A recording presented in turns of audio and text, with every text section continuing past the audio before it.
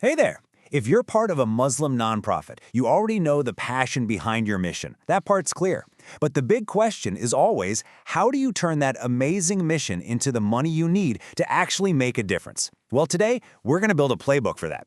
We're diving into the training manual from the fundraising school to give you a clear, actionable game plan. Let's get right into it.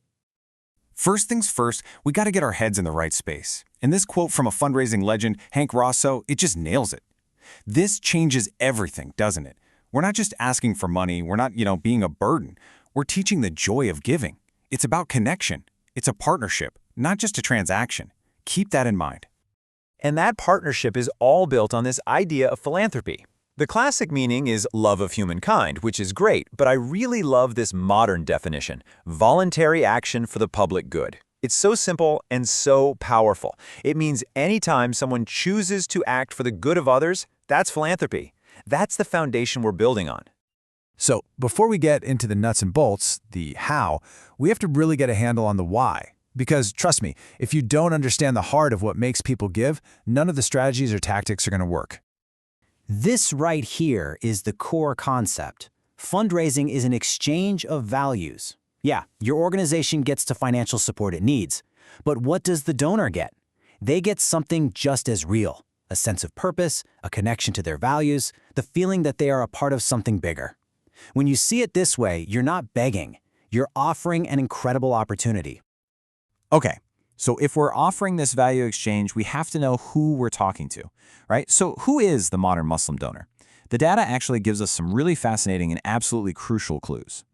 And the first thing to know is that this community is incredibly diverse. I mean, look at this pie chart. It's not one single group. You've got folks who are Black, Asian, white, Arab. It's a true melting pot. So what does that mean for you? It means a one-size-fits-all message is doomed to fail. Your stories, your outreach, it all needs to reflect this amazing diversity. And it's not just ethnically diverse, it's also the youngest faith community in the country. Let that sink in. More than a quarter of American Muslims are between 18 and 24. That's huge. This isn't just a fun fact, it's a strategic gold mine. It means you have a massive opportunity to build relationships that could last a lifetime. But you've got to meet them where they are with messages that work for a digital-first generation. So what gets this young, diverse community to actually give? You might think it's all about religious duty, but this data tells a really powerful story. The number one motivator, the thing that scores the highest, is simply compassion. People give because they feel for others in need. So your fundraising appeals, your stories, they have to tap into that deep human well of compassion.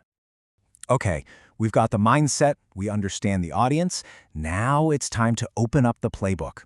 These are the core frameworks, the game plan that's going to guide everything you do. This sentence right here, this is your new mantra. Seriously, every single word here is critical. The right person, someone they know and trust. The right donor, someone who actually cares and can give. The right gift at the right time. Your entire job is to line up these 4 rights.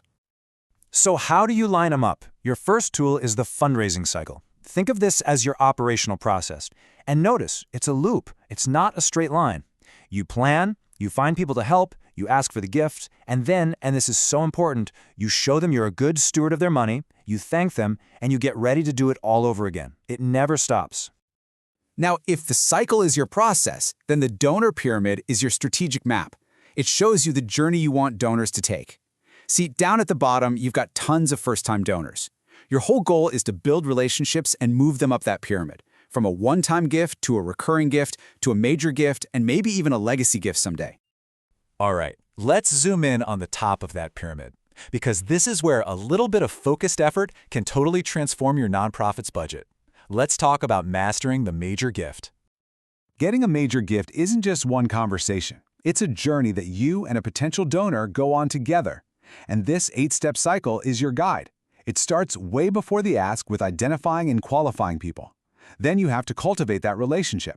Only then do you ask and you immediately follow up with thanks and stewardship. It's all about the relationship. But that journey takes time, so you can't do it with everybody.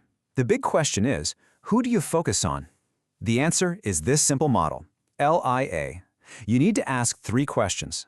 Do they have a linkage to you? Do they have a real interest in what you do? And do they have the financial ability to make a big gift? The sweet spot, your best prospects, are the ones who have all three. All right, we just covered the deep, high-touch strategy for major gifts. Now let's completely pivot and talk about the wide, high-reach strategy. This is how you win in the digital age and how you fill the bottom of that donor pyramid. The data tells us exactly where we should put our energy online. Check this out. In 2022, even though total online giving dipped a little, monthly recurring giving grew by 11%. That's a massive signal from donors. People want to give in a sustained, easy way. A strong monthly giving program isn't a nice-to-have anymore. It's essential. So how do you build that program? Here are 4 concrete plays you can run. 1. Stop talking about your organization all the time and start telling stories about the impact donors are having. 2. Use video. It is the best tool online for creating an emotional connection. 3. The goal on social media isn't just likes. It's getting people onto your email list. And 4, and this is so important, empower your supporters. An ask from a friend will always be more powerful than an ask from an organization.